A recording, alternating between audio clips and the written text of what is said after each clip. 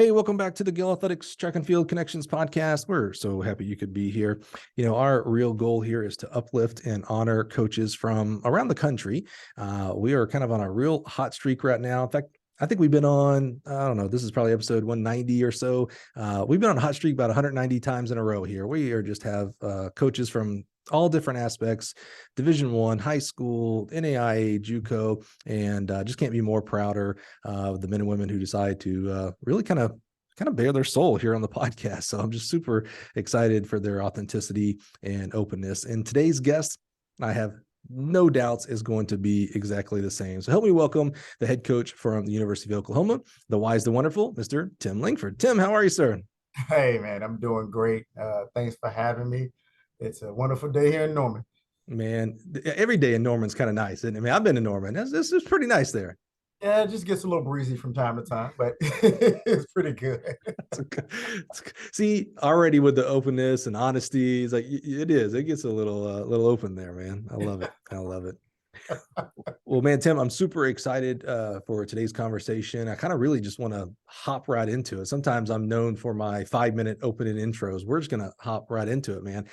At some point for you, Tim, coaching switched for you. And what I mean by that is for a long time, for a while, it was something that was done to you. A coach would bark out this order, tell you to lift this, go run that. Maybe you played another sport, blah, blah, blah. Somewhere in your mind, the idea of, oh, wait, I could be a coach. Like that actually could be what I do, had to start creeping into your mind. Where does coaching as a profession start for you? You know, I've always had good coaches and mentors in my life. So I always saw it as an option. It's like, man, if take it back to high school, middle school, I had phenomenal high school coaches.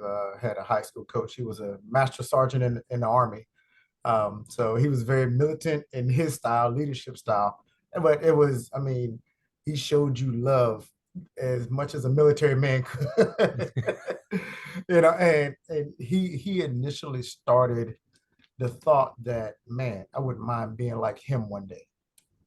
And it wasn't until that kind of became a reality. I got into a car accident in college and broke almost everything, cracked all my ribs on this side, cracked my spleen, punctured my kidney. So while I was recovering, I actually got a chance to step into that role. Well, hold on. See, this is what I love. I always learn something new. So, okay, pause right there, because the first question I thought about when you talked about, and do you remember Coach Drill Sergeant's name? Yeah, Coach Rufus Knight. I was like my Rufus father. Knight. I love that. When you said there was like this attraction to like, oh, I like what he does, and I feel loved and I feel the love. Because I always thought, and I've said this before in different like coaching clinics before, most young people are not going to say this out loud, but they crave discipline and structure. They're not going to say that out loud because that's not cool and they would deny it. But they like when practice starts at 2 and 2:30 is the end of the warm up. They like that kind of thing. That's why I think sports is very attractive to young people, because there is a start time and end time. There's responsibilities or expectations. So Coach Rufus did that for you in a very master sergeant way, man. That had to be something else. How did you, and maybe you didn't, how did you separate that, what he was doing, the coaching side versus the military life? Because again, that's another discipline, structured. That's why a lot of young people go into the military. It's like, oh, okay, I'm going to be held accountable. How did you not navigate towards like a long military career?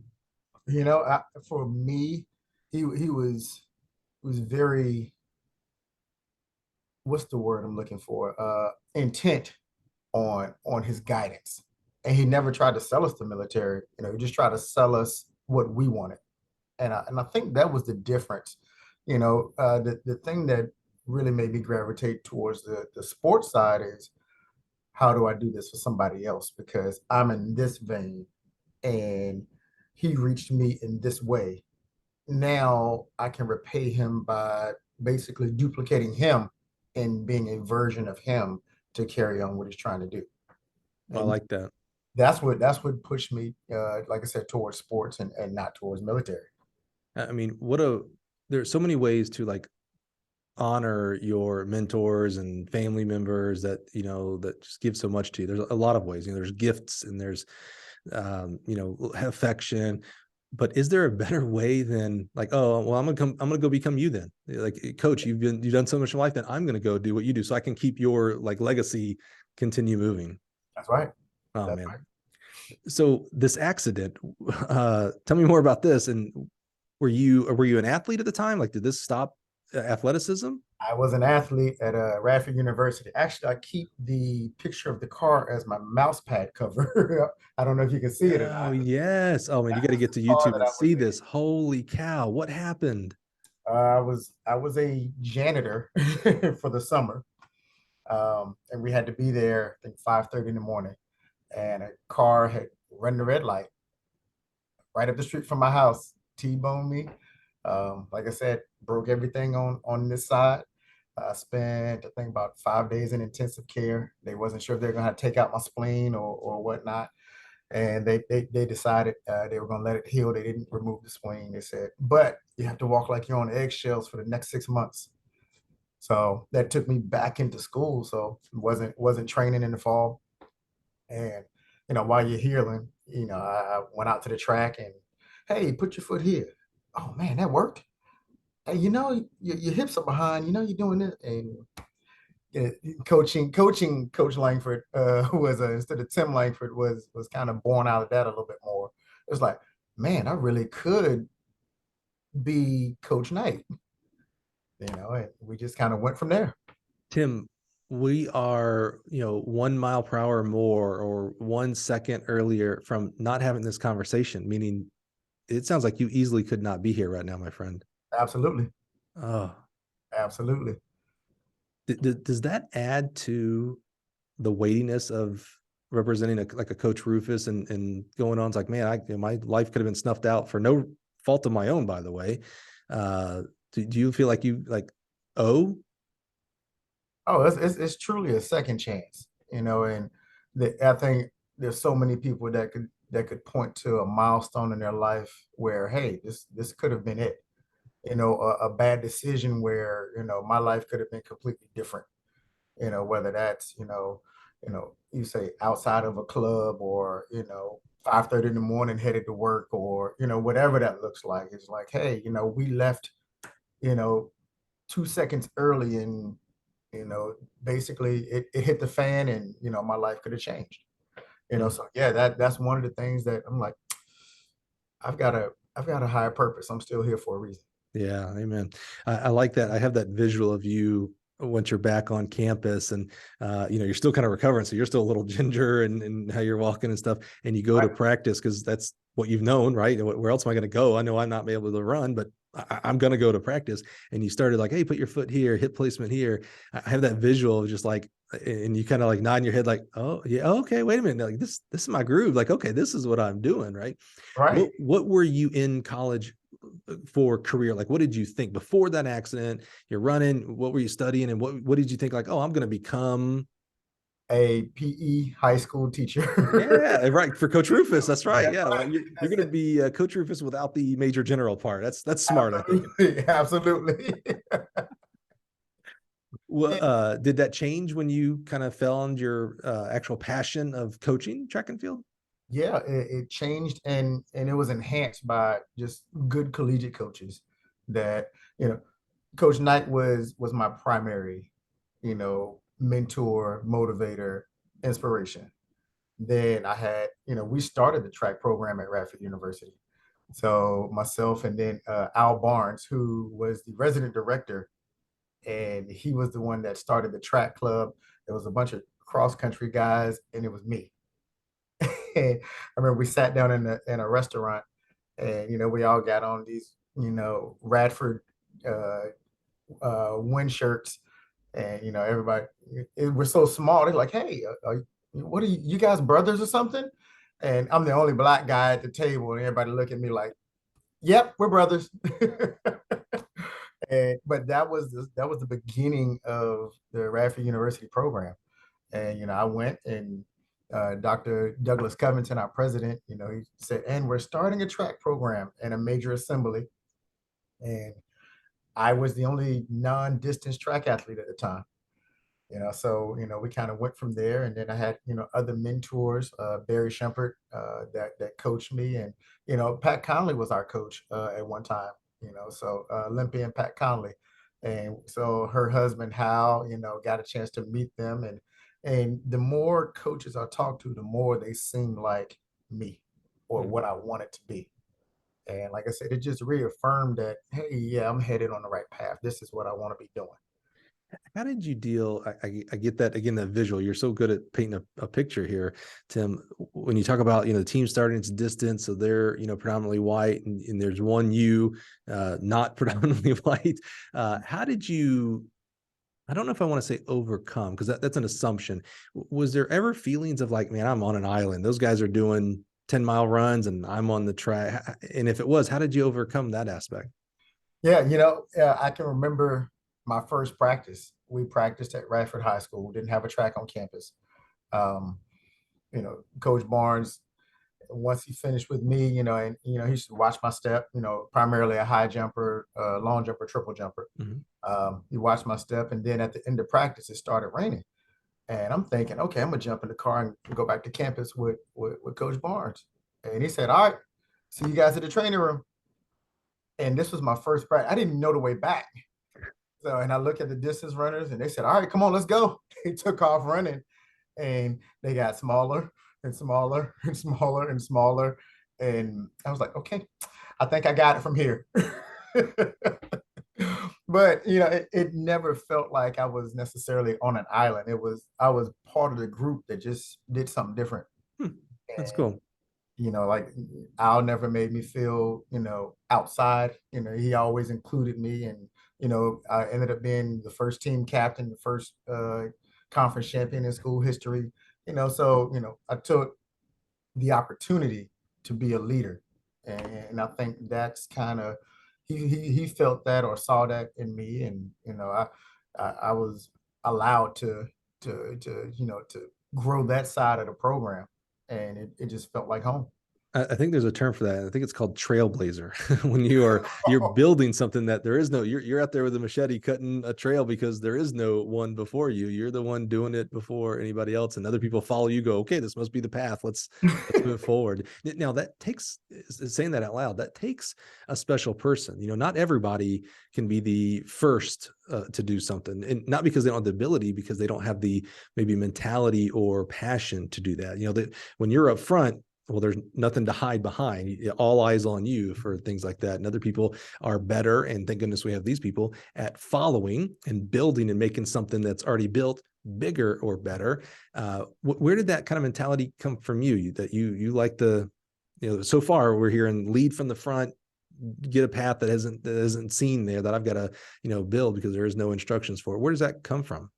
I don't know if it's only child syndrome or what. Mm, It's like, no, I think in my family, they instill individuality, leadership, you know, and you're in control of what you want to do. You're in control of your destiny, so make it the best that you can possibly make it. And I think, like I said, it's through the mentors that I've had, especially like I said, Coach Knight, he would always say, "Hey, you can be whatever you want to be," and he always said, "Hey, attitude determines your altitude." So how you choose to react, respond, how you choose to take situations, that's going to determine your environment. That's going to tell you how far you go. And I never let it go. yeah, it's awesome. There's plenty of people that hear those same type of motivations and they push it aside. Right, There is also leadership down the wrong paths, right? Those are also trailblazers, just in the wrong direction. And right. so happy to hear that so far the story at least is going towards the positive trailblazing type of path. So how do you take this newfound passion, this, helping the other athletes and trying things and going, wow, okay, that kind of work? Because you're not a coach, meaning at that point, meaning you haven't done any kind of formal training, nothing like that. You're still an athlete who's now in a different role. How did that continue to grow for you through the rest of the college and past? Oh, well, what usually would be a collegiate athlete's path is practice, school, home. practice and you rinse, rinse and repeat, Mhm. but, a lot of times to use the Radford High School track, we would also coach the team, so we could volunteer coach a few times. And so I think it was Norm Lindenberg was the coach at the time, and he let me come out and sometimes work with the high jumpers, work with some of the jumpers, and, we kind of go from there. But the ultimate goal for me was always to return back to my old high school, and take over and or help out as much as I can and give back, because that was the ultimate goal is, hey, I want to be in the school system. I had all my mentors, playing basketball, so, I always wanted to repay my basketball coach, great basketball coach. I always wanted to repay the track coach, my football coach. And that was the best way I could see myself doing it, was through the service of giving back. Sounds like home is something special for you. It is, it is. And just for the simple fact that home could be filled in so many ways, A, with love, B, with people who never got the opportunities that I got that were better than me. And that always bothers me. It's like, how many people don't get the opportunities that we're blessed with? And I could go home on every break and see the same people on the same stoop or the same corner and say, hey, yeah, I'm getting ready to do this. If I can just catch a break, I want to do this. If I could just catch a break.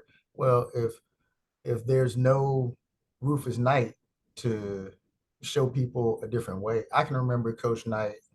He had a CDL, so he used to drive the activity bus to go around and pick up people for track practice over breaks. But then they wouldn't, the heat wasn't on, and I was a dummy that showed up in the middle of winter in Lynchburg, Virginia without a jacket.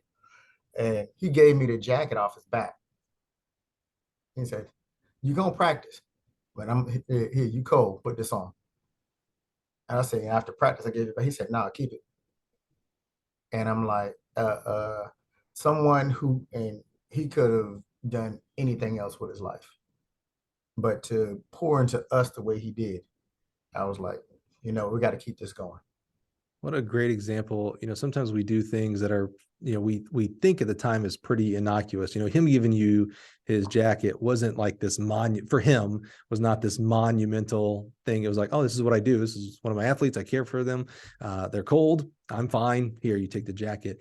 Right. But we forget sometimes the other side of that. And it was monumental for you. And you might not have seen it right then and there, but as you gain experience and of life, it's like, wow, he didn't have to do that. And that made a big difference for me. Like I was able to practice. I could see like, oh, he loved it because no one else was going to give me a jacket. And but yet he did. Right. What a great example of servant leadership right there. I mean, that is Rufus Knight seems like the definition of servant leadership. Absolutely. Absolutely. Mm-hmm. Yes. So where do we go after Radford? Did you get the degree in like physical education, and what happened Yes. next? Yeah. And went back to my old high. I graduated in December. So I could have very easily been a police officer. I was getting ready to go into my last interview for Lynchburg Police Department. And the school board called me and said, hey, I know you're graduating in December. Take a permanent sub position, and I want you to work in the governor's school for the arts uh, at Heritage High School. And that was my job for a semester. And they said next semester we'll open up, we'll make sure that you get a teaching position. Wow, So man. Again, I'm always like, I'm personally fascinated with these branches in our lives. And, so of course, this whole Marvel multiverse, thing is just fascinating to me. We already discussed about your car accident of how, that could have gone a different route. Instead of right, could have gone left really bad. Here is a place where, looking back now, again, you got the rear view mirror, you can see what has happened in your life. You could have been like, you would not have been on this podcast, my friend, if you'd have gone on and been a cop. Sorry. I mean, you want to coach track, right?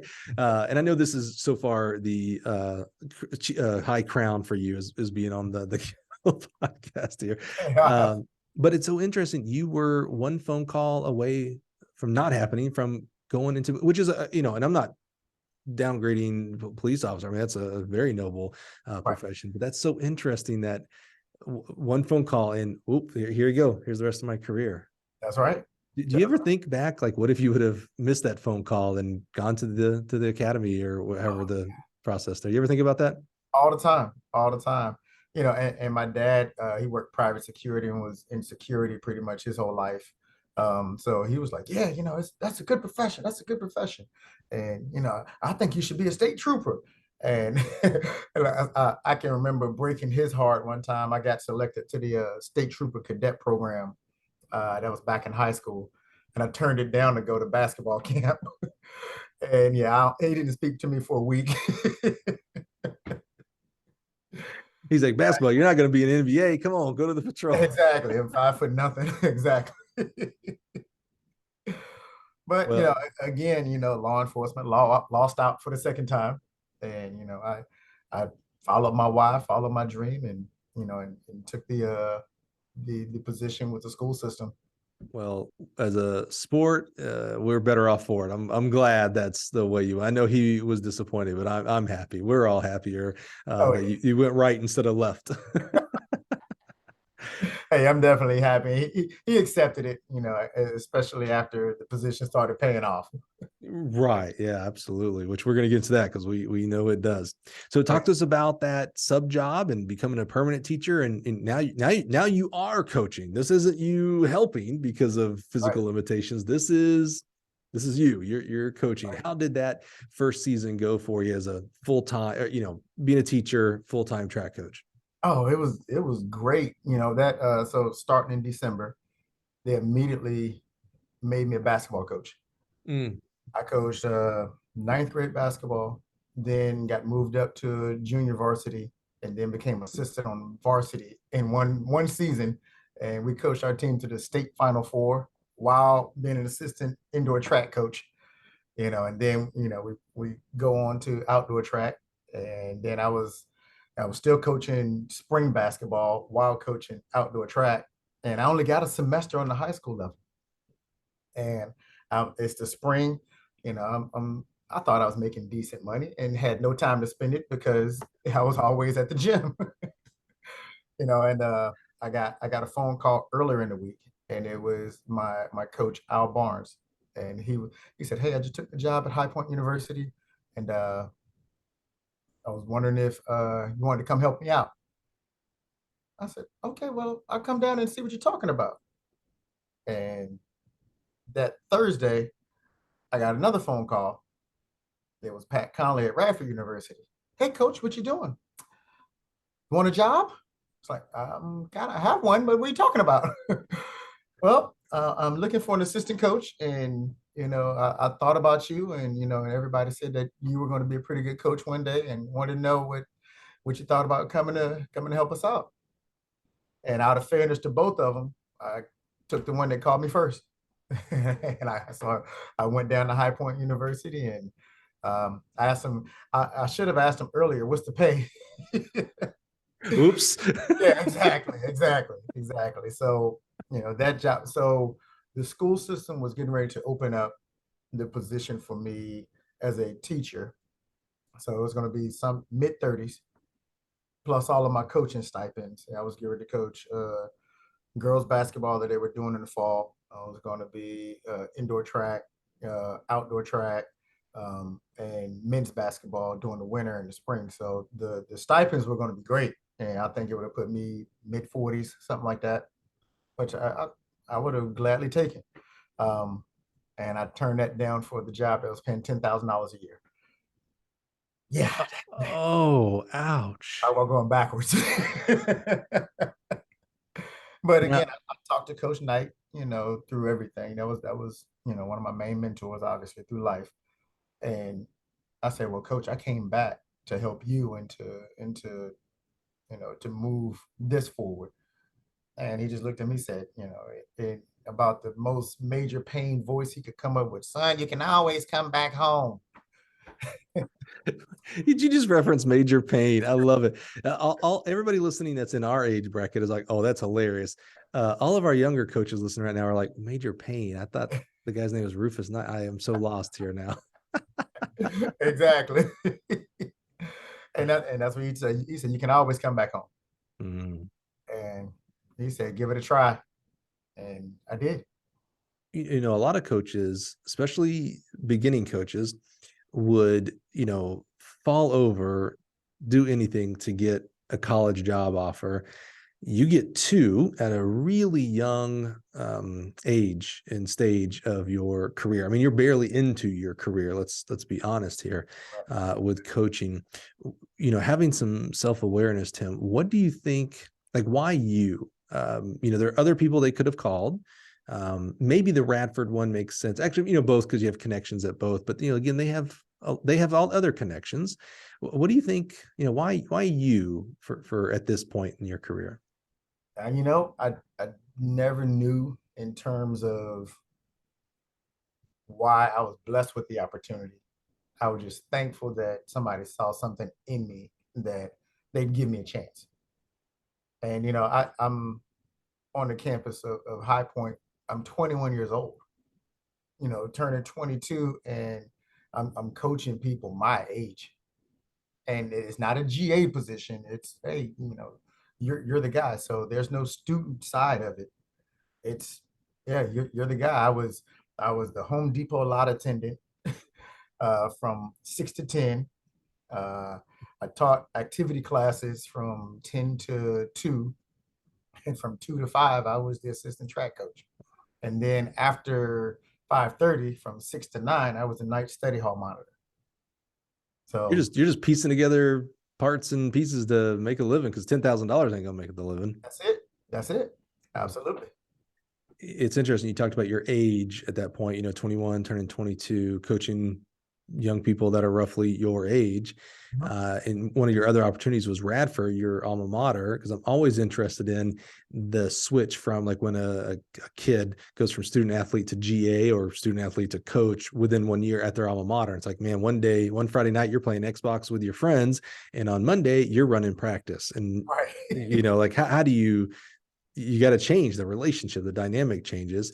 Correct. So you didn't go to Radford to have to worry about that aspect. What were there any struggles or concerns? You know, you're 21, 22, and you're telling another 21, 22-year old, hey, today's workout is X, Y, and Z. Any struggles that you had with that age dynamic? Oh yeah, yeah, yeah. And I lied about my age for a while, except High Point and Radford are in the same conference. Mhm. So the only saving grace was the same hurdler I was coaching. I'd beaten the previous year at the conference championship. Mhm. The same triple jumper I'd beaten, the same high jumper. I was like, hey, I'm the conference champion 3 years in a row. What are you going to tell me? So I had respect there, but I still hadn't learned the art of coaching management. And if I wanted to go out of town, if I wanted to go have fun, go party, I went out of town to do so. Because there had to be that separation. I knew when I left home, there were certain people that heard I'm leaving a great job, great opportunity, and people said, you know what, you stupid. You'll be back in a year. You'll be back in 2 years. Those are the things that stuck with me. And I was like, hey, I'm big on proving people wrong. And it's like, oh, okay, you think I'll be back? I have no option. I have to make this work. So, you know, messing it up over a college kid that's my age, or that I mean, realistically, you know, doesn't know the difference between, oh, this is crossing the line, this is not crossing the line. I had to be the bigger person and say, okay, this has to work for me. Where did that instinct come from? Because not everybody gets that right out the gate. We have plenty of us that make mistakes at that age Oh and yeah. have to learn from that side. Where did that instinct come from? It was really the mentors that I had. And, and Coach Barnes, he guided me, from day one, and I still talk to him today. And Coach Shumpert, the same way. It's like, hey, hey, you can do this, don't do that one, and having enough, show enough deference to know that they know better than you do. So that's really the source of it.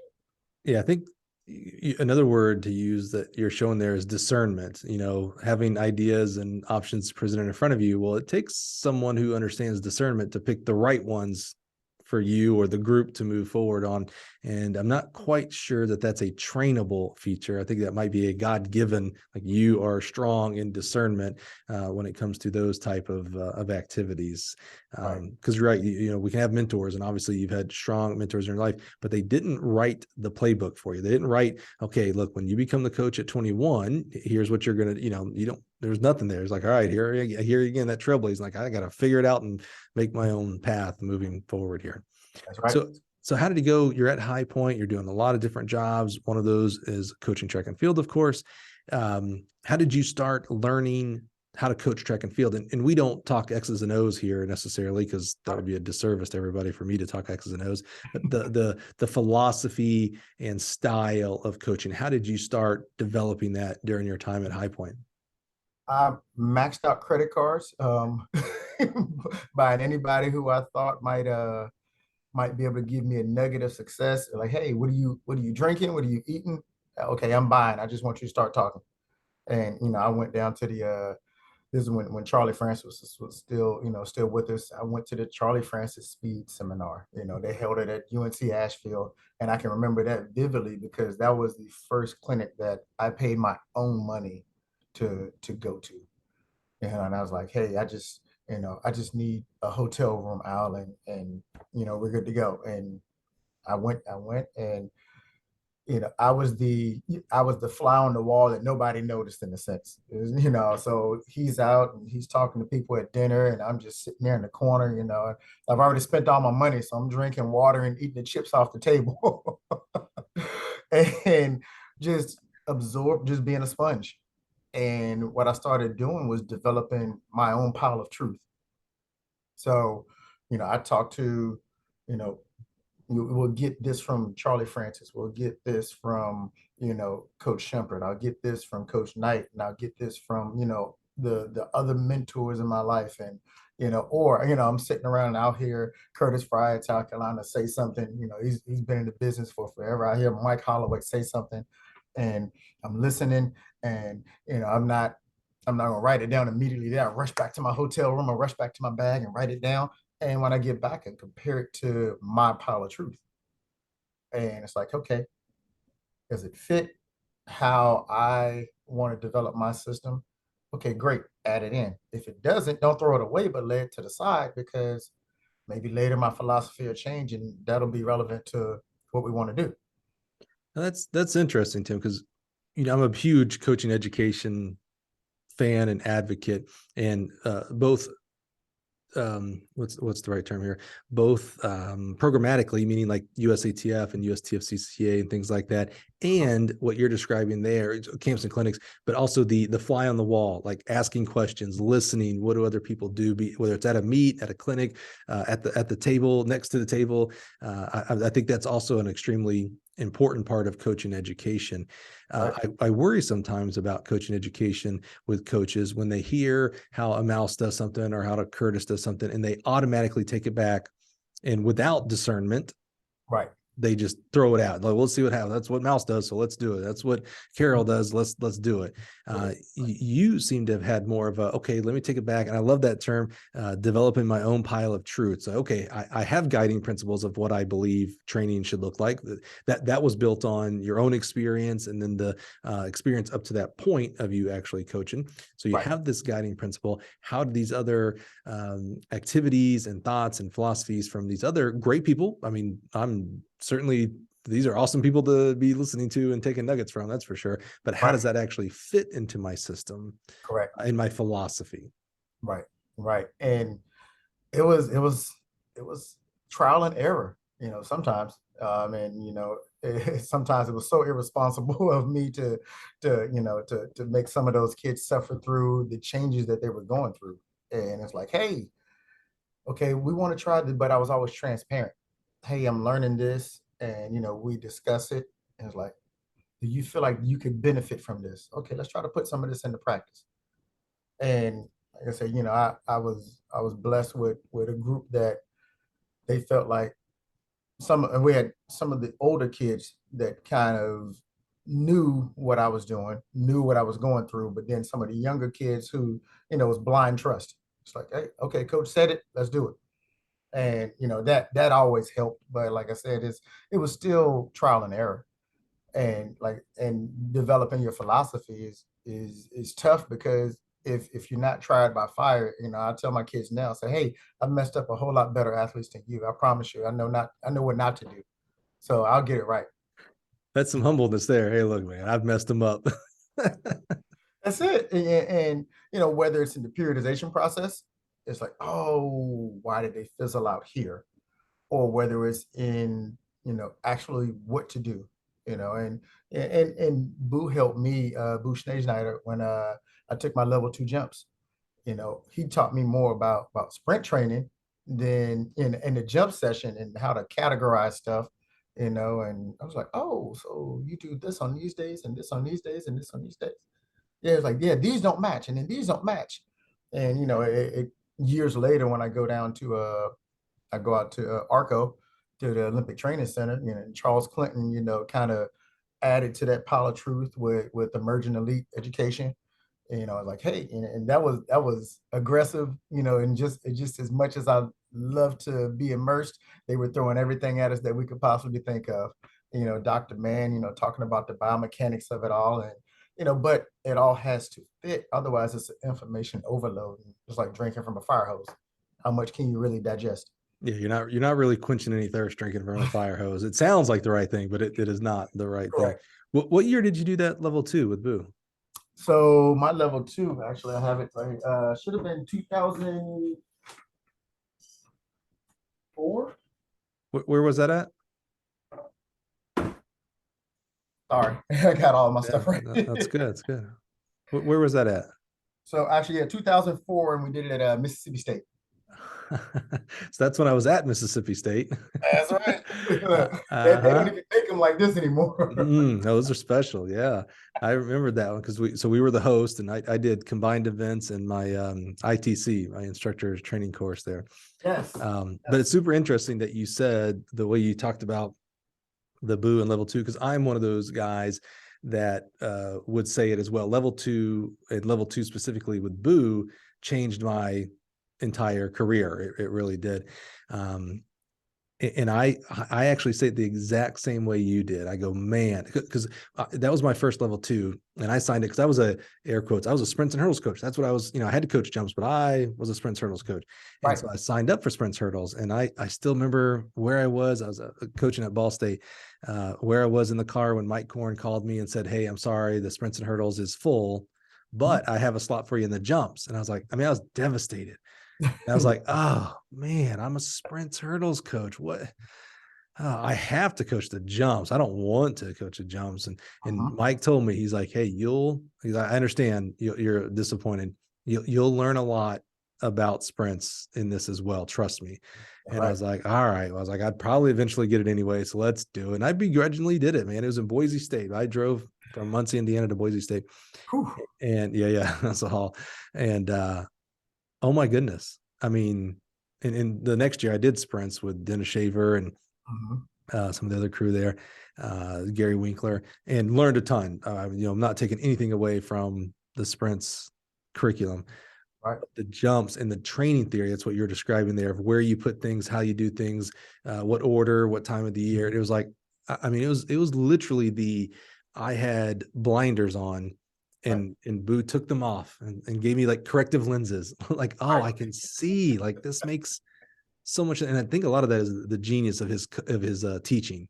Like, Right. he just, the man was born to be a teacher, and thank goodness he does that in the form of track and field coaching, because it's Right. like no other. So I love, like, when you said that, I learned more about sprints during jumps level 2. I was like, oh my, that's my experience. I share that with you 100%.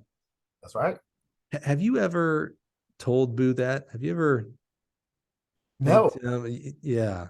So if he watches, then he'll learn it. I I would encourage you. We had Boo on the show last year, probably about a year and 2 months ago now, and fascinating. First of all, I've known Boo now forever and consider him a mentor and a friend. And so wanted to learn his journey. He was super interesting. High school football coach, defensive coordinator, all that kind of stuff. It was quite awesome. But at the end, a real treat for me. This was super selfish, honestly, but it was a real treat for me. I got to look this man in his eyes and represent you and thousands of other coaches. And say, I told him, I was like, hey, there are people who, for one reason or other, haven't been able to, don't feel comfortable, whatever, it doesn't matter, tell you thanks. Like, you have had such an impact on them. And so it really meant a lot to me. That's why I say it was selfish. It meant a lot to me to be able to represent lots of people out there. But I would encourage you to shoot him an email next time you see him in a clinic or a meet. Just like, hey man, just want to tell you, like, boy, I learned so much. And I might be part of my story of where I am today is because of going to Mississippi State, and that's the great place for track and field as well, by the way. Right. Going to Stark Vegas and having you for level 2, man. That I just encourage you to do that. To do that. That's awesome. So you did level 2. That's a big undertaking. That's a whole week, and you had to spend that whole week in Starkville during the summer. I am so sorry.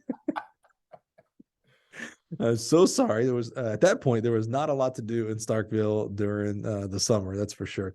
Right. It's grown mightily. But as you were going through that class and learning and soaking up, and you can kind of right now you can kind of have the memories of like, oh man, when he said X and we did this group project, and just it is literally a little overwhelming, all the things that you pick up. Right. Did that light an extra fire? I don't know that you need a fire lit under you to do better. You're very self-motivated in that sense, but was there an extra oomph of like, man, I cannot wait to get back and coach? Like, I mean, Absolutely. we go right now? Like, what are we doing here? Yeah.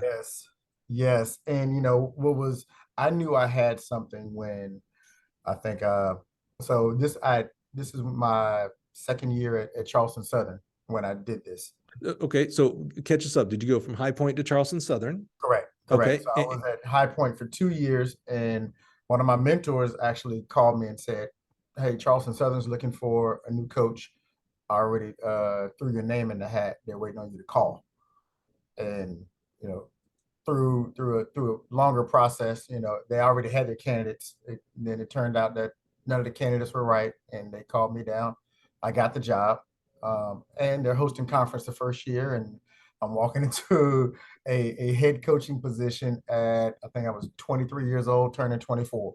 Okay. Yeah. Hold on now. Yeah. My favorite, like, this is a question, it's an automatic. Anytime when someone becomes a head coach for the first time, it's my automatic question. But I kind of know the answer. I have to know the answer here. There's no way the answer is not to the negative here. Were you ready for this? No, absolutely. It's always my litmus test of how honest someone's being with me. Because if they're like, oh yeah, I was super ready, probably could have done it 5 years ago. I'm like, oh, okay, you're full of it. What in the world were you thinking? Besides, I hope they paid $12,000 versus the $10,000 that you paid at High Point. Maybe exactly. It was I told, Barry Shempert was the one that called me. I said, I don't think I'm ready for this. And he was like, trust me, I know you're ready. Call him. And I picked up, yes, sir. I mean, what do you say? Deference. And like, I'll tell you how unready I felt, or unprepared I felt, in a sense. After a while, the athletic director asked the women's coach, Tasha, if I was homeless because I was always in the office. Yes. I don't know. I mean, so many emotions when you said that. Sad, amazing, because it's like, oh, what a work ethic. I mean, holy cow. I was there because I didn't want to miss what I didn't know that I didn't know. Say that again. I stayed in the office to make sure that I didn't miss what I didn't know that I didn't know. What does that mean? About head coaching, about the coaching side of it was coming along, but how to manage, how to, the logistics of coaching. There was no director of operations. There was no equipment manager. There was no travel agency to go through. I was the guy. And it had to happen. If it didn't originate from me, it didn't happen for the program. So all of the meat entry, all of the hotels, all of the buses, all of the logistics that a head coach is supposed to manage on that level, I hadn't done it. And what was I missing about alumni relations? What was I missing about, the approval of budget management? What was I missing, and all of the areas of compliance and everything else that you had to go through as a head coach? And every assistant says that says, I want that seat. You don't know what it's like until you sit there. And it all rests on you. And if you don't direct it, it's not going to happen. In 2003, I sat in the seat, and the thing that I could remember was the neighbor that said, "Oh, it ain't gonna work. You'll be home in 2 years From, from leaving high school." yeah. And I'm like, I ain't going home. This will work. This has to work because I'm not a failure. What, So I so, sat so in the office. I did everything right there in that corner office. So what surprised you the most becoming a new head coach at 23, by the way? I mean, come on. Besides having host conference, by the way, and we'll put a pin in that because that's only track people think about that. No Right. football coach goes, "Oh, we're hosting the conference meet." Yeah, it's a big deal. Other people will take care of it. I'll coach my team. The track coach has to be like, "Oh, I gotta get officials. I gotta, I gotta do the whole nine here."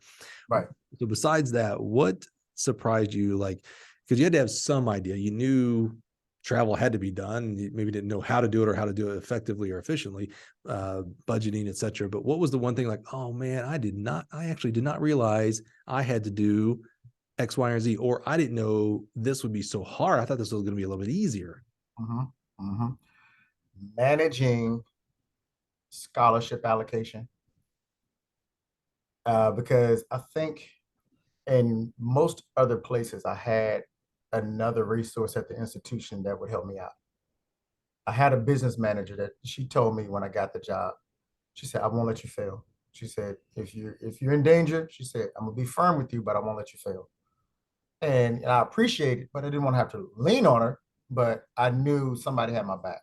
Even when it came to hosting conference, the head women's coach, I was the head men's coach. The head women's coach, Tasha Ansley, she had been working on, some of the logistics for officials and the conference championship. So we could tag team on that. That was easier process because she was already there. She had been there a year and she knew exactly, oh, okay, we got a direction where we need to go. But we had 3.9 scholarships. That was our funding. And we had to fulfill a cross country program, and a track program on 3.9 at a private institution. And how are we going to do that? Yeah, how? That's great. Because when you said 3.9, I was like, well, that's a really good GPA. Oh, wait a minute. That's scholarship for 20 plus events on track and field and cross country. Exactly. Exactly. And when I looked at it, it's like, okay, great. Where's the rest? Yeah. Yeah. There was no more. You're like, oh, this is for cross country? And you're Right. like, yeah, cross and track. Right. Wait a minute. Exactly. And, learning how much track meets travel cost. How much, oh, I want to keep them for spring break. Oh, I want to get this. I saw Florida had this, and yeah, you're not Florida. Sorry. No. Or, hey, Oklahoma did such and such and such. And it's like, yeah, you're not going to do it. And it got to the point where, you know, as I moved through Charleston Southern, I got my massage therapy degree because I saw every other school was traveling with a massage therapist that I wanted to be like. Hmm. So that's the other one. I went to the athletic director. I said, "You pay half, I'll pay half." And Wow. How many? That's not that common. I talk to coaches all day, every day. That part is not very common. You went out and got your massage therapy license. So, because you weren't going to be able to hire a massage therapist. So you're like, all right, well, see a need, fill a need. I'll go learn it myself. I do it myself. That's right. That's right. And, you could scream, hey, we need more money, we need more money, we need more money. And everybody's saying the same thing. Yeah, and we do need more money. But I'll ask a few times and then I'll find another solution. So that was my solution. I just go to massage therapy school. So how did the couple of years at Charleston Southern go in regards to being a head coach? How did your learning curve go? Oh, greatly accelerated. And even then, I met people, and I was there 10 years. So I've met people during that 10-year period that knew considerably more than I did. I met people that were able to pour into my development. And we had Jonathan Daniels, who came back, and he was a jumps coach for us. And to add to what Boo had already said in terms of categorizing, so you may not be familiar with Jonathan. Jonathan was a professional long jumper. He actually jumped with Carl. He worked with Tom Tellez, and he worked with Coach Yang over at Rice. And those entire training groups with Carl Lewis and Rosan Stanford and all of those guys. So he was a fly in the wall in that group and could bring, things back to me to say, hey, so this is how the other groups are doing this. And I mean, we sit and talk, and my wife would have to call me like, hey, when you coming home? And I'm like, oh, hey, I'll be home. You don't live in the office anymore. Get home. Right. Exactly. She was like, you do have a family. I was like, when I met you, I was in the office. What are you talking about? Nothing's changed here. Exactly. But saner heads prevailed, and so Yeah, these are all things you did not actually say. Right. Yes. Yes, ma'am. That's right. But just moving the program along, and we had some success. We went from accepting, and giving scholarships to 49 second quarter milers to coaching 45 second quarter milers. And I think by the time we left, as I showed progress, the athletic director started giving more scholarships into the program. We went from 3.9. By the time I left in 13, we were at 5.4. Yeah. Hey, Not much of a, compared to 12.6 fully funded, we're still below half, but at the same time, it was a jump for us. Right. You can only compare where the situation you're in today, right? So 3.9 to 5.4 is huge, right? We certainly believe healthy things grow. So if you're growing in scholarship and budgeting and responsibility, that's a positive. Only healthy things are going that route, Correct. And it meant a lot to me, every increase we got, because it increased my buying power. It increased, the opportunities I could give to other students. And like I said, and to the core of me, I'm still, how do I repay Coach Knight? Do it for somebody else. And so the more resources, the more you can do, the more you can be him on a larger scale. And I think that was my driving force. But like I said, I wanted to be better, and I think we got better. Went from, and everybody tries to classify you. Oh, okay. I had Nathan Breland, who ran 2073 when, we're talking 2006, and that made the national meet. And I'm like, okay, let's do it. And so we ran at Sac State. He was my first national qualifier. Then had Michael Rue, who ran 2089 in the same meet, and also was a 46 quarter miler. Then had Levi Brooks, who ran 45.7 in the 400.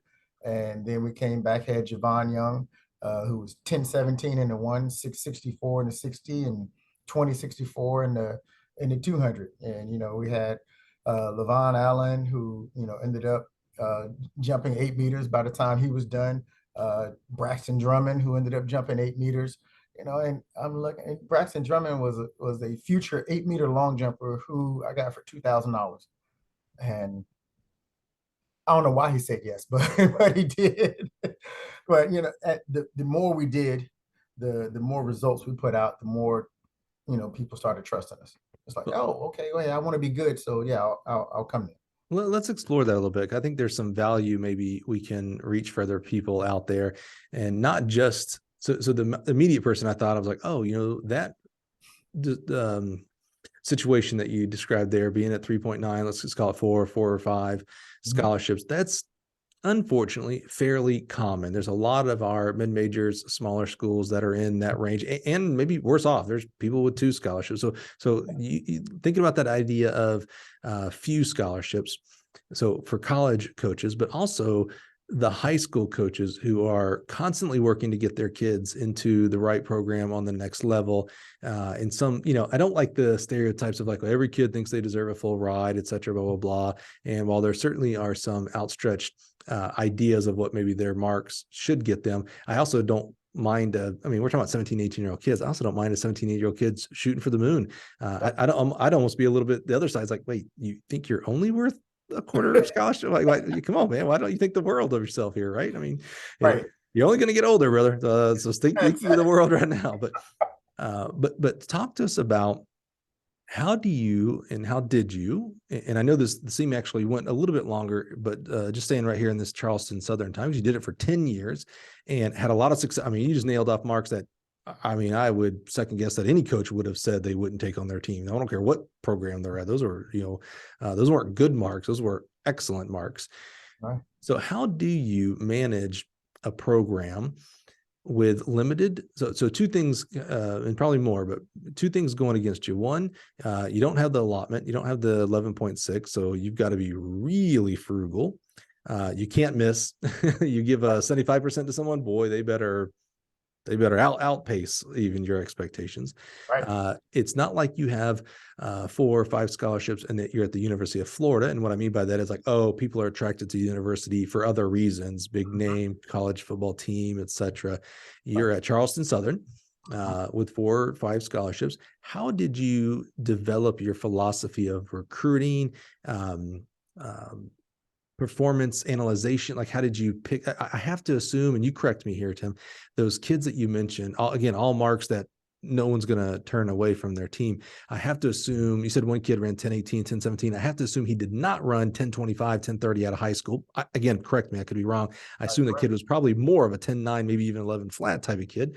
You'll get into some specifics maybe here, but how did you go through analyzing what kids to spend money on? How did you analyze how much to spend money on? That's just, you got to be really frugal, really efficient with your money and time with athletes. Talk to us about that process for you.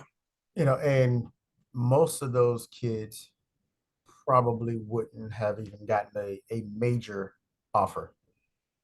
From a recruiting standpoint, I looked at them early. I looked at them often. And I found the kids who had the problems that I could fix. And, I think every coach has to know what they're good at fixing. They have to know, hey, okay, my system works well for this type of kid. And you got to know your school's cheat code. I know if I can get them at this GPA and we can stack the aid, I can get this amount in academics and they get the Pell Grant and they'll get this type of aid and they'll get work. Okay, so now I don't have to pay for a full, I have to pay for 50%. And that's casting a net. You basically, you're selling Hondas, or you're looking for Hondas. You're not going to find the Bentley in that pile. You're casting a wide net to try to sift through, and you're prospecting almost like gold prospecting. You sift, shake, nope, nothing there. Sift, shake, nope, nothing there. And I went off the 10% rule. 10% of the questionnaires I sent back, I was actually going to get back. Out of those 10%, 10% might come to school and come for a visit. Out of those 10%, 10% of that might actually be right and have the right financial aid package and say yes. So I can put out 100 questionnaires to get 10 back. And out of those 10, I might get one that's the right one. And that's, you do that several hundred times. And, then you start finding, after you have success, that pipeline. This coach trusts me. They know what I can do for their kids. They know what I can't do for their kids.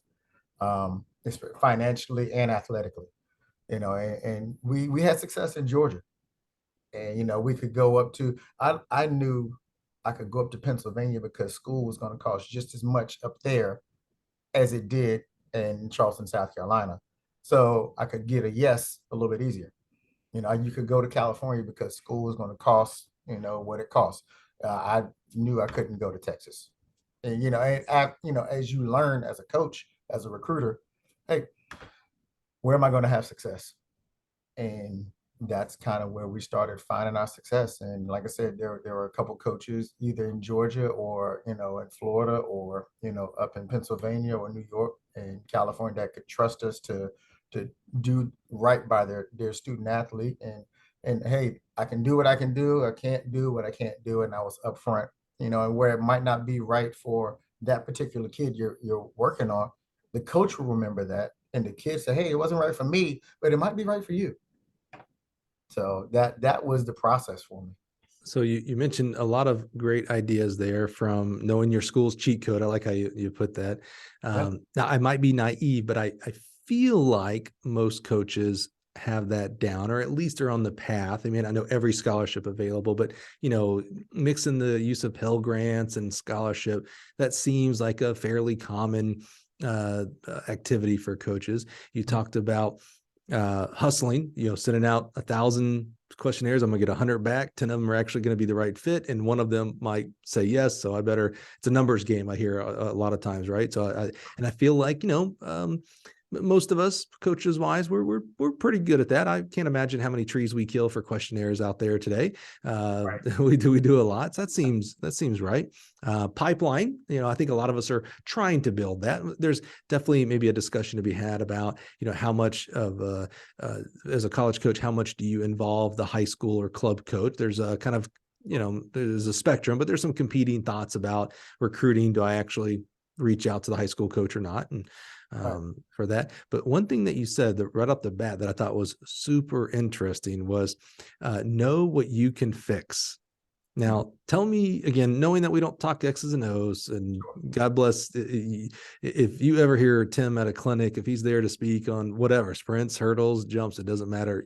Go listen to him speak. You will learn a lot.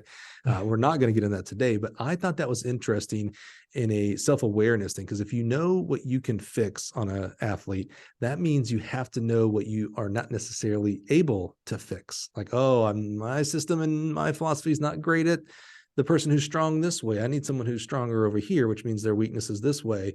Talk to us about that, because that sounds more of like, oh, I'm going to find the hidden gem. I'm going to go find, I'm going to throw crazy numbers here. I'm going to go find the 11.5 boy sprinter. I know everybody's like, oh, that's a fast girl. No, boy sprinter, but I'm going to give him 10% because they look like X and their strength is Y, and that means their weakness is Z. And guess what? My strength is Z. Like, I can take that and go on with that. Tell me more about that kind of like talent identification, that finding the hidden gem philosophy you had there. That's right. I mean, whether you're finding that kid who does the right things that you like in your system immediately, but may not be as strong, or lacks maturity, or is I use examples in a couple of different places. At Charleston Southern, I had Anthony Ward. He came out of high school, ran 11.1. His freshman year, he went 10.60. People say, oh, okay, he was going to do that with maturity. Well, he still had to mature. Well, wait a minute. There are a gaggle of 11.1s that never get 10.6. I'm not sure that's a given. Like, oh, he just had to mature. Well, Right. that's called coaching, my friend. Yeah. Okay, keep going. I mean, if you look at Levi Brooks, the one I told you that ran 45.7, this was his sophomore year. His state championship, he ran 48.17. So again, it's seeing him run, and it's like he's got a consistent stride length, and he's got some of the things that I like, and I think he'll fit in very well with the system that we do to build aerobic strength, to build, everything that he needs in order to be a great athlete, and then watch it pay off. Javon Young was 10.56, no, 10.71 coming out of high school when we signed him. Then he went and ran 10.5 after we signed him. And then by his sophomore year, he was 10.17. But to look at that kid's like, ooh, I see what he's doing. I know I can fix it. Almost you're saying to yourself, I hope he doesn't fix it before I get Yeah, him. yeah. Good thing you signed him at 10-7 because you might not have been able to sign him at 10-5. Exactly. Yeah. Exactly. If we want to get stronger, we go in the weight room and we lift weights. If we want to get faster, maybe this is shocking. This is maybe this is an X's and O's to you listening out there. If you want to get faster, you run fast, by the way. I'm learning, I'm doing a lot of kind of deep diving into ideas. It's funny because when I say, if you want to get stronger, go to the weight room, everybody goes, even you shook your head like, yeah, duh. Right. Right. But for idea, like we don't think about people who come up with lots of good ideas of like we kind of think it's more natural. Like, oh, I don't have that, or oh, that person has that. And we're actually learning that ideas is kind of like a muscle as well. And the more you work towards them and dissect how you come up with good ideas, you can come up with more ideas. Right. So how do you flex your muscle? How do you get in the weight room for what you're talking about with that talent identification? You may, because I would think that a lot of people listening right now heard you say that and we're like, yeah, I do that. There's nothing special here, Tim. I don't know who this Tim guy is, but he ain't saying nothing special. I do that. I go look at him and I go, oh, yeah, that no one's looking at that kid. And so I take them on, I take that walk on and I took the one. Everybody has an example. I have at least one that went from walk on to All-American or all conference or improved tremendously. Right. But I can go look at JUCO, D3, D2, NAIA results and say, but there's a lot of people being overlooked because there are plenty. I've said it and I still say it. I'll say it right here to my friend, the head coach at Oklahoma. Some of the best coaches around are in D3 because you go look at the national meet results. They're pretty good, my friend. In fact, what was this past year? The winner for the 100 was 10-16 and the 200 was like 20 point. And maybe that was Division 2. I don't remember. One of the Right. Division 2s. And there's two different kids, and any Division 1 would have taken those kids. And Yes. I assume because they were not at Division 1, they were not that great marks wise at a high school, but Correct. someone had to have looked at them. I imagine they had let's say the kid it was D3 kid. He won 10-16, I think was what he won the 100 in. I imagine if I interviewed that kid and said, hey, out of high school, you ran what? And let's just say he said 11 flat, or let's say he said 10-9. And he was like, yeah, I really wanted to go to, and I'm not going to insinuate names, but I really want, you know what? I'm going to use you since you're right here, Tim. I really wanted to go to Oklahoma. Like I grew up just south in the Dallas area. I was a Sooner fan, but I ran 10-9 and they just said, I wasn't Big 12 material, which most probably would. Okay. That's not a bad thing. You can't take every 10-9 on your team. Right. But other coaches also said, yeah, not fast enough. And this kid goes to, I don't remember what school he went to in D3 and runs 10-16. So obviously a lot of people missed what they thought they were good at talent identification and they just whiffed it. Mhm. Right. So how do you bench press? How do you get stronger? How do you get better at this talent ID so that you are not missing as many kids, telling them, no, sorry, this is, our programs just doesn't have room for you. And the other side of you think you see a kid like, oh yeah, I can fix that kid. And they come and they don't get fixed, right? Not everybody pans out. How do you flex that muscle and get better at it? Oh my goodness. And the more and this is personal. So, uh, the more you can see conservation of momentum, the more you can see the potential of, oh man, look at and I call them variable factors, elasticity, lever length, technical competency, training age, um, I mean, and I can go down the list, like I said, absolute strength, ability to fire at speed of contraction. If we're talking about hurdlers, there's a list of things that you look at there. And, I've whiffed on a couple, or I've had to wait longer than I thought I did, and the last one, grit, how tough is the kid? So yeah, I've tried to master identifying those variable factors that say this one might be a good fit. But also when you're talking about working at a High Point University, at a Charleston Southern, even when I went on to South Carolina State, what it took to score in the conference, you may be able to take more chances on developmental kids. And what I found out, once you go to a Power Five, some of them pass because they don't have an immediate impact. And I call that market value. What's the market value of the developmental kid if you're not going to get a return on them immediately?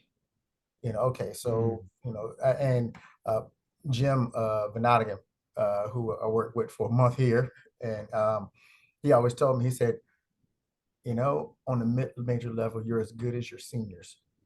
On the Power 5 level, you're as good as your freshmen. And that stuck with me. And it makes sense, because what are you spending your money on? And that's why sometimes, a major school has to pass on a kid, because their market value, they can't get a return on investment for 2 years. And, think about it, most of the kids that I talked to you about that ran those fast times, it was a 2-year investment, and that 3.9 scholarships. You really have to set up a program of, this one's going to pay off in a year, this one's going to pay off the year after that, this one's going to pay off the year after that, and then I have to recruit the next freshman in order to get them in, so they can have the year of growth or development for them to pay off. But I got them all at the right price. And then you go and you blow a full scholarship on the developmental kid, and then you're saying you're at the Power 5 institution, and they don't pay off for 2, almost 3 years. That's a good way to be unemployed, unfortunately. I appreciate that insight. And you're right. It's not 100% game. No one is hitting this 100% of the time of developmental kids that all pan out to be great. And by great, it doesn't have to be All-American to be great. They could go from walk on to a contributing member of your conference champion 4x1 team or something. Right. I mean, there's levels to that part of the game. You listed several different kind of variables, that ended with grit. Is there a variable that is a non-starter for you? And what I mean by that, I'm going to kind of explain it and let you kind of think about that question a little bit. Is there something, now we're kind of out of the realm of just developmental kids, developmental included, but also the all-stars, the ones that, are everybody is quote unquote recruiting. Is there a variable that whether someone has or doesn't have, that is you're not coming to Tim Langford's program here? It may be lack of grit. It may be, and not the variables that you have no control over, meaning bad GPA, because you just can't recruit them if they don't have the GPA and test requirements. But is there you know what, Mike, if they're short, I'm sorry, I'm not a good short person coach. I need the levers, and, because that helps with other things. Is there a variable that an athlete has or doesn't have that is a non-starter for you? I think it speaks to character for me. Bad character or lazy, because as some people say, beyond reproach, uncorrectable.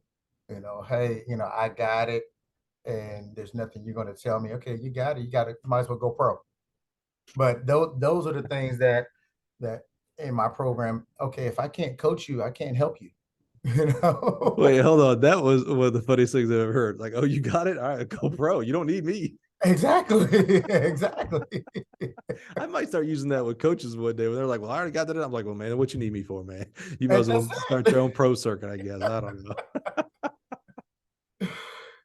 Most other things, you have to know how much of the other variable factors I always say you got to be, especially on this level now, you have to be a freak in one way or the other in my variable factors. You got to be freak leveling, freak grit. That was Prefontaine. He would hurt more than anybody else. It's a freak work ethic, freak explosiveness, strength, elasticity. Find the freaks in one category or the other, so they don't bother me, and be willing to learn, to be progressed, and from where you are to where you're headed. If you can do that, like I said, I think there's a place for you here, as long as you can show me you have the market value. Well, I think if, we do have some student athletes that listen, I think that was a pretty valuable lesson right there. The non-variable, the non-starter is character, bad character. It's hard to overcome that. I can teach a short kid to run fast. I can teach a tall kid to throw far. It's tough to take a kid who just their morals and ethics are just not at a high standard. It's hard to change that. Right. So let's, for the sake of time, Tim, let's keep moving here. You said Charleston Southern for 10 years. You kind of give us a little bit of a preview of where you go next. Talk to us about where you went and why'd you go there? Went to South Carolina State University. And was there for 6 years. And it was the opportunity to become the head coach over men's and women's program. Um, Obviously it was a raise. I didn't have to move my family. I commuted an hour to work every day, um, which was, it gave me recruiting time, uh, think time to plan out the day if I'm going up, or if I'm getting home. By the time you get home, your recruiting's done. You get out of the car and give the rest of the time to the family. But really enjoyed the time, enjoyed the culture of an HBCU. Um, really enjoyed the people that I worked with. Just didn't have a lot of resources, and I knew that going in. Some of our HBCUs struggle with resources and funding, and trying to keep a leg up with the majors, or our peers. I'll say that. And I accepted the challenge, and it was fun.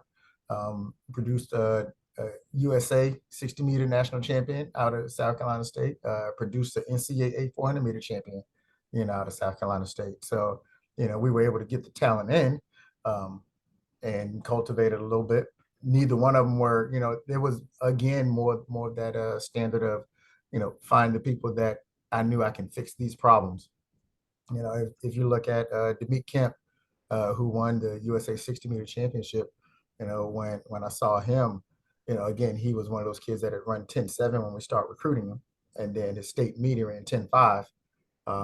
And then by the time he graduated, he was 10.03 in the one. So, that was, see his ultimate PR in the 60. He was third at the NCAA championships in the 60 meters, the year that Elijah Hall won. And he was 6:55, 6:54 in the 60. And then Tyrell Richard, coming out of high school, he ran 48.1 coming out of high school, but he had also run 10.71 in the one. So we split him with football. And I told him, I said, hey, I'll give you the money, but when you're done with football, come on out. And he ultimately made the decision to hang up the football cleats and come out for track. And within that next calendar year, he was at the national championships. So you continue that tradition of finding, I mean, these are not stellar kids out of high school. And I hesitate to say that if they were, they'd be at maybe a Power 5 or other Division I type of program. Right. So you're just working your system of the tangibles of what you're looking for. What kids can I find that I can fix, that I can improve, in a different word there. Yeah. Correct. What I'm fascinated, HBCUs are having like their day, deservedly so, by the way. Some of it is certainly driven by oh man, prime time. Deion Sanders. Well, I almost forgot Deion Sanders' name. He's not a listener, so I don't have to worry about him making him mad.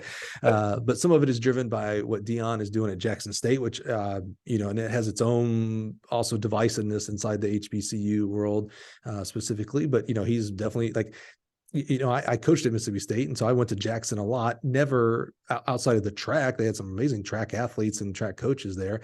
Right. I did not look up on Saturday how Jackson State football was doing. I didn't care. And now today I'm like, hey, how did Jackson State do this week? Like I care for some reason because of what Deion's doing. I retweeted, they showed Deion like at the beginning of one of the football games, the crowd's getting into it. I'm sure this is whether this is a typical HBCU atmosphere or specifically Jackson State, which they're getting like 50,000 people at each game, by the way. Until this year, Illinois wasn't getting 50,000 people. But it was just like this electric, fun band playing attitude. And I retweeted and said, I would have walked onto this dude's program just to be in this atmosphere. Like it just seemed like the most fun. Yeah. And so many, not only great programs inside of HBCU, but really great people. Like I'm thinking of my guy Lamont Vaughn at Grambling now.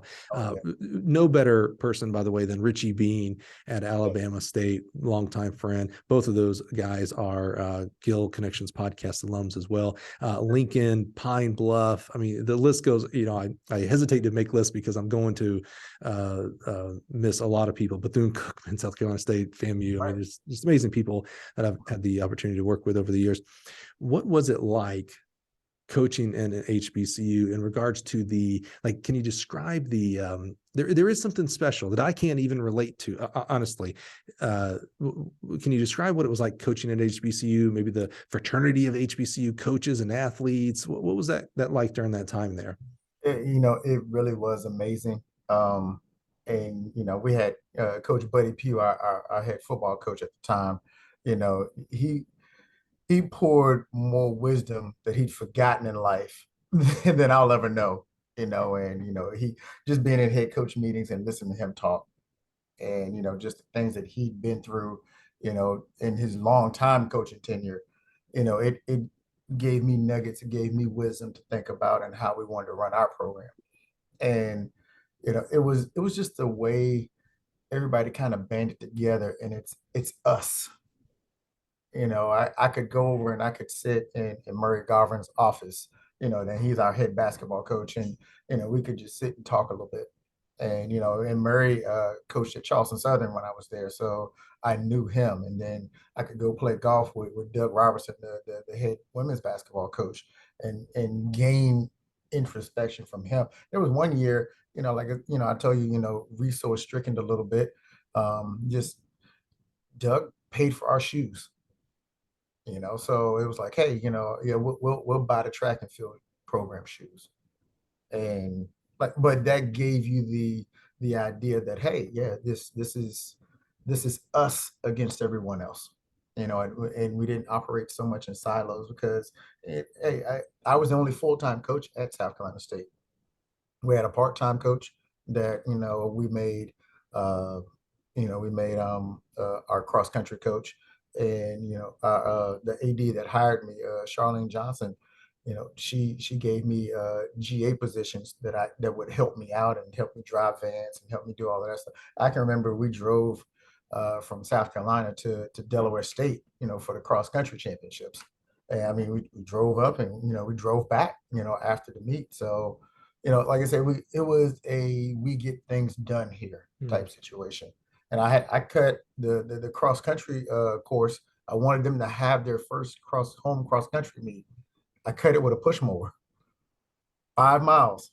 Hold on. This seems like one of those fables. You're not old enough to be like, your PR is like, gold medal standard now. You know what I'm saying? Like, hold on. I want to make sure maybe my headphones aren't working. Well, it sounded like you said you did a 5 mile cross country course with a push mower. Are you talking about like the old school, like That's right. you can't. That's physically impossible. Yeah. Tim, someone's gonna hit me up on Twitter or call me and say, "Hey, that Tim, he's BSing. This is not true." I was there. It was a riding lawnmower.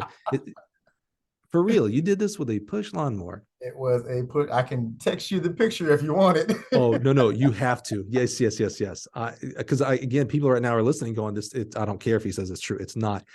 Text me the picture. I'm going to use when we publish. When you're listening to this, you'll go to my Twitter at Mike Cunningham, and this picture will be there. Because first of all, that's just physically phenomenal.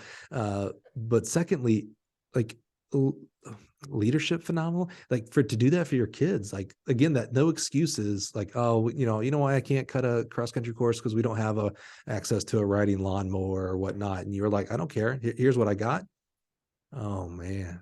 Can you see? And that's how high Yes. the grass was. Yeah. The next thing I was waiting for is to be like golf course grass as well. I'm like, okay, No, you no, walk no. 5 miles. Yeah.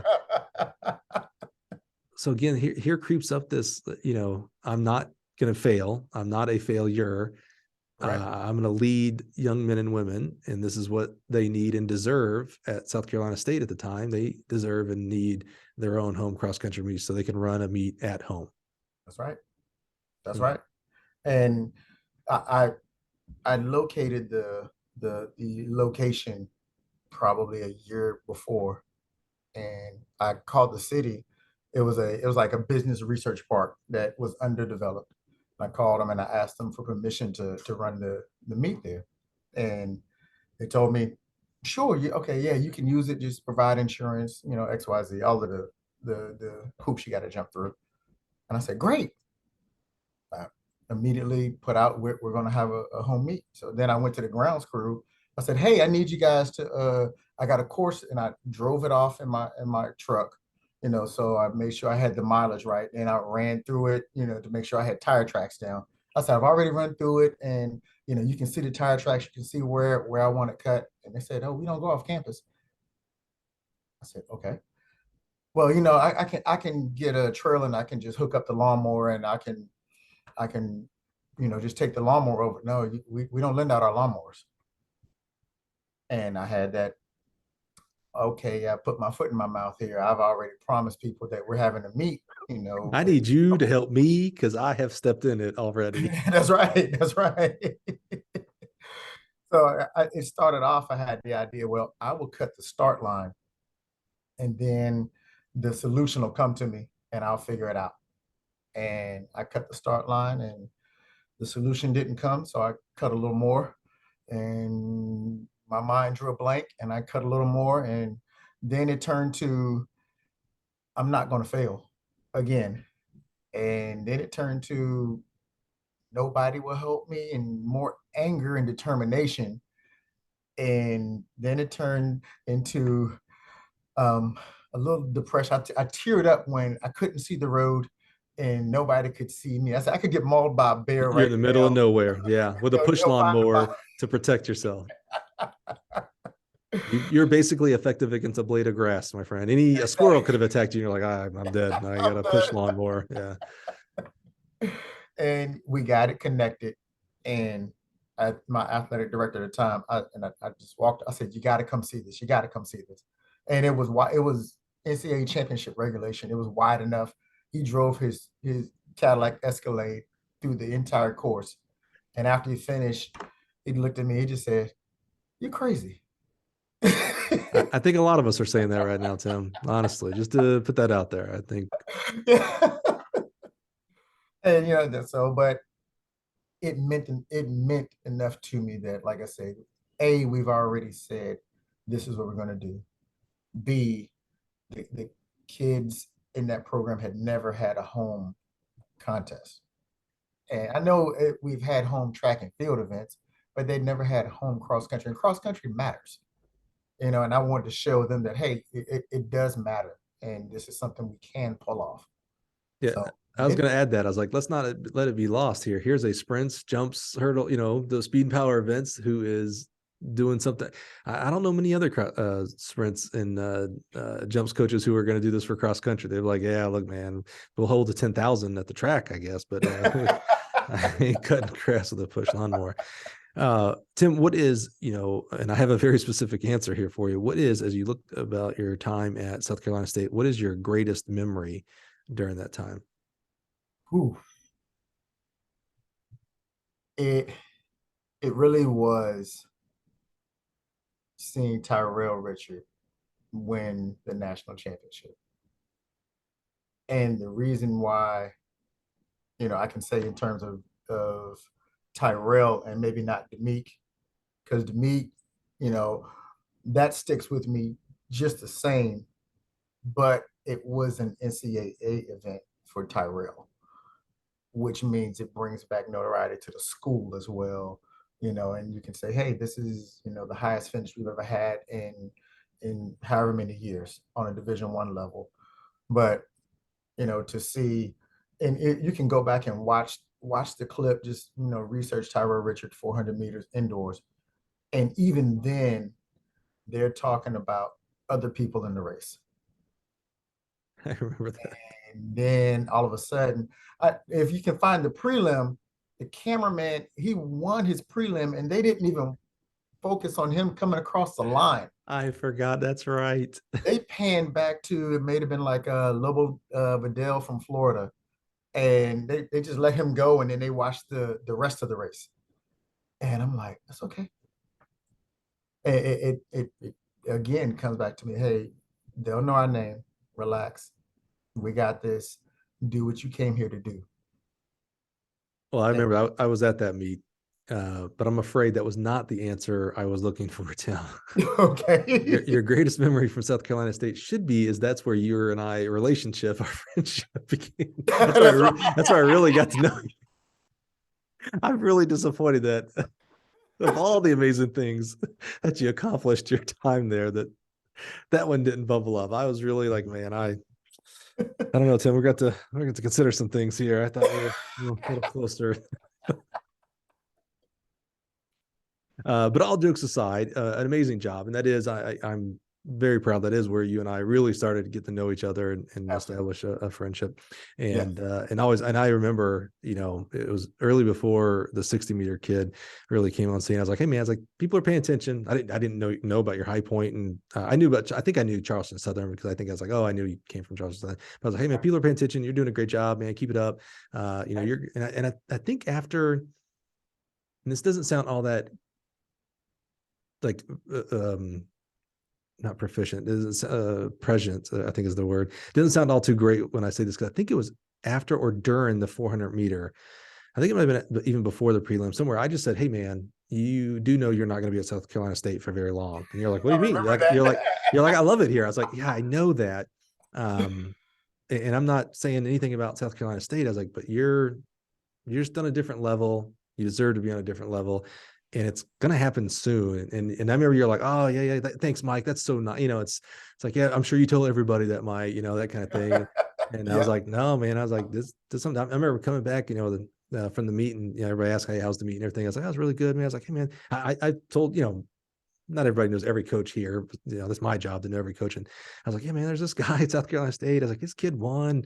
I was like, but it's just different. There's a different way of thinking, acting, and being. I think that I saw in, I say early, not that, again, it's hard to say. It's like, yeah, you had the 400-meter champ, Mike, but you really, Right. pulled that one out of a hat, right?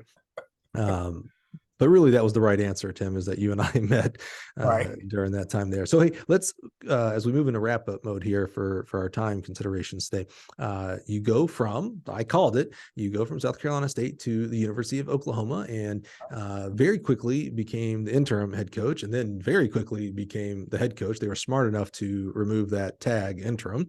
It's always curious to me when they name an interim coach. I'm like, oh, so you think he's good enough to hold the Band-Aid together? Because, transition of coaches is never easy. Right. Isn't that the kind of leader you want? If you believe in him for that, isn't that the kind of leader you want for your program? Like, it's just always weird to me. Right. I'd almost let them like, don't even have a head coach then. Just figure out who you're going to have as next head coach. I mean, you got an interim, that's your guy. Come on now. Right. So talk to us about, you're kind of, kind of broad swath stereotype here. You're living the dream. You went from, air quotes here, small school. I don't really like that term, Right. to the Power Five. There are, I'm sure I could put out a tweet and say, hey, how many of you want to work on the Power Five? And I'd get a lot of responses. It's a dream for a lot of people. By the way, hand in the air, that was me. My whole career was to get to the SEC because I was from the South, and got there and loved it, and cherished my time as a Mississippi State Bulldog coach there. I'm so old now, Tim, that one of my former athletes is now the head coach there. So Oh, all that is I'm old. He's a very young head coach though, so I tell right. myself that to feel a little better. But shout out to Chris Woods, man. I love you, and I know you listen every once in a while here. So talk to us about that transition. It's I haven't done it myself. I know it's not easy. It's not the you're not automatically in Disney World, like everything's just handed to you and you just win because you're at Oklahoma, because you're a Sooner, you just automatically win. It's hard work. For a guy your style, I imagine it, and you're going to correct me here, maybe a little hard for you. And what I mean by that is you are so good at developing underdeveloped talent. And you mentioned you're only as good as your freshman. So you don't have a lot of time to go find the underdeveloped kids. You've got to find some kids that are already have some development. And then here's the key. Most people think we have it so easy in the Power Five. You got to go out and get 10 kids and make them run 10 flat. That's not easy. I'm sorry. That is, I equivalent that is the same kind of hardness as taking an 11-1 kid to 10-5. That is also hard. Don't I don't poo-poo on that. Is also extremely hard. Did an amazing job as a coach. If you take a 10-20, 10-10 kid and make them 10 flat, you have done, and that is extremely hard. And you have to, by the way, 10-20 kid don't score in the SEC. Rarely will score in the Big 12. So it's, you get these great kids and you got to make them greater. How was the transition for you personally and coaching wise, professionally? Oh, it took courage because, you know, I'm a head coach for now 16 years at South Carolina State. To give it up to become an assistant at the University of Oklahoma. And, you know, my wife worked for the federal government. So I packed everything I had in a truck and pointed it away from my family, away from everything I ever knew, to go. I mean, all my family's on the East Coast. And hey, again, it's that transition from high school to college all over again. And I had somebody else say, no, that ain't gonna work. He'll be back. And again, I kissed my wife and said, hey, I don't plan on failing. You know, I didn't come all the way out here to fail. And you know, the transition, the biggest group that wanted my head coach interim position to be permanent, that stood up and voiced it, the cross country team. Get out. Yep. Dude, I you are from the get-go at Radford. You are a cross-country guy at heart. You missed your calling. I know you were a great athlete, but now something tells me you could have been like a 13 flat 5K guy or something. Like you missed your real calling. You are a cross-country distance guy. Holy cow. It was amazing.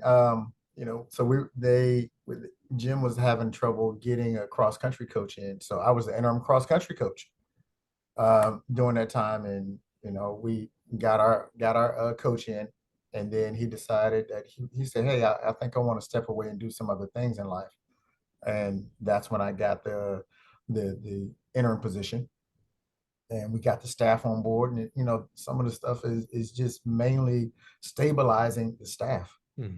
Because even on the Power Five level, on every level, hey, if you have somebody good, everybody else wants who's good. And you know, you talk about, you know, turning an 11 flat person to 10-5, and then especially what you said about, you know, getting the 10-20 or the 10-1 down to 10 flat. There, how many hundreds of 11 flat people? There's a very, very finite number of people that run 10 under 10-2 coming out of high school that you can take down and make that, whether it's international or high school wise. You know, so yeah, the world becomes your playground, your recruiting service, and you know, you've got to find them. You know, you have to find the next people that should be in the Olympics, while also, you know, making sure you show everyone else love that may not be the immediate point scorers. Somebody you have to say no to, you know? One of the things that smacked me in the head, I mean, directly on within 2 weeks. So I go from Ball State University to Mississippi State. And I'm so excited because I'm like, oh man, you know, every recruit that I call, I don't have to tell them where Mississippi State, they'll know because of football. And, you know, Ball State, they had no clue where I was. Yeah. And I was like, oh, recruiting. Now, you know, recruiting was kind of my thing. I really, you know, enjoyed it and did it at a high level. And I was like, oh man, recruiting is going to be so much easier. And one of the, yeah, you're laughing, you know where the story is going. Yeah. And one of the first recruits was from Newburgh Academy. He was LZ Coleman. He set the indoor 400-meter national record. And, you know, I call him, and sure enough, he knew at least where Mississippi was and knew that Mississippi State was SEC and whatnot. And we started having a pretty good rapport. And I was like, so LZ, I was like, what's your top five? Like, what schools are you thinking about? You know, like, so basically sussing out who's my competition here. Right. And he's like, yeah, you know, Florida, USC, Baylor, I think it was Texas and probably LSU. And I was like, oh, wait a minute. I now have to compete against Mouse in Gainesville. I have to compete against Dennis at Baton Rouge. Right. I have to compete against LA and USC. Like, oh, this didn't get easier. Yeah. This got harder. Holy, like it smacked me in the head like, oh crap, I do have an opportunity to recruit and coach these kids, but they ain't just coming. Like, you got to fight for them. And other people, by the way, and like the one that really hit me was that, you know, he said Florida, because I was like, oh man, Mouse is a mentor. Like I like I asked Mouse how to coach. That was my, when I first started coaching high school, it's like, hey, how do you do it? And that was always a guy like, oh man, I'm gonna listen to that guy. And now it's like, oh, I gotta beat him in Gainesville, by the way, to Starkville. I mean, it was not a fair fight. I always like, when I tell that story, I always like to remind people we did sign him, by the way. So we did win that one. But what so far, you're still early in your Power Five Oklahoma career here. It's going to last for a long time, but you're at the infancy age here. What so far has smacked you in the head? What's humbled you of like, oh man, not necessarily that you didn't see coming, but like, oh yeah, this, what, everybody thinks we eat gold here. Guess what? Here's our struggle. It popped me in my face. I didn't realize I was going to have to, that this would be so hard. What was that for you so far? Absolutely. And just looking at results from our conference, um, I had four guys in the 100 that at the conference meet last year. The fourth guy was 1024 and he didn't make the final. And you look at, I had the top qualifier in the 200 at 2038. He was a freshman. Um, and in the finals, 2038 got last. Yeah. Yeah. 1972, 1981, 20 flat. My kid got fourth at 2004. And then my other kid got fifth at 20.10. That's ridiculous. Okay. There are a limited amount of points, and you're not the only one that wants them. Ooh, yes. There's a limited amount of points. Those are very finite. But what is not finite is everybody wants them. Yes, that's a really good way. And that happens on all levels. That's, a D2 conference in Ohio, an NAIA conference in Missouri. There are finite points. And that's where you have to step your game up continually. Right, right, right. And then the landscape of college athletics is changing as I'm getting used to this level. Throw in NIL, throw in the transfer portal changes, and more changes that are coming to it as well. It's and then manage more people, because the more people you have, the more communication you have to have, the more you have to make sure you're managing it the right way to empower your coaches so they can empower the team. Where I went from mid-major, just me, it's all on me to get it done. It's all on me to get it done. Now we're in the mode of be the best delegator, the best empower enabler of success that you can be, and keep everybody in the loop. That's the bigger challenge. As you get to this level, managing more people, you have to manage more people. Yeah, I like that. Okay, Tim, last question, and then we'll wrap up here today. Speaking of changes and ever continually changing, it's pretty, I think everybody knows, it's no secret here. Oklahoma and your friends down in Austin are coming over to the SEC. That's my hometown country, man. It means more in the SEC. And I don't care who wants to argue about that. It is true. It means more in the SEC.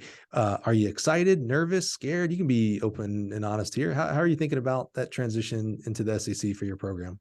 Excited, because of the level of play, B, everybody that is of an elite mindset, future Olympians, they want to be in the SEC. They see the SEC as one of the top conference, if not the top conference. It's okay to say that is the top conference. Yes. Right.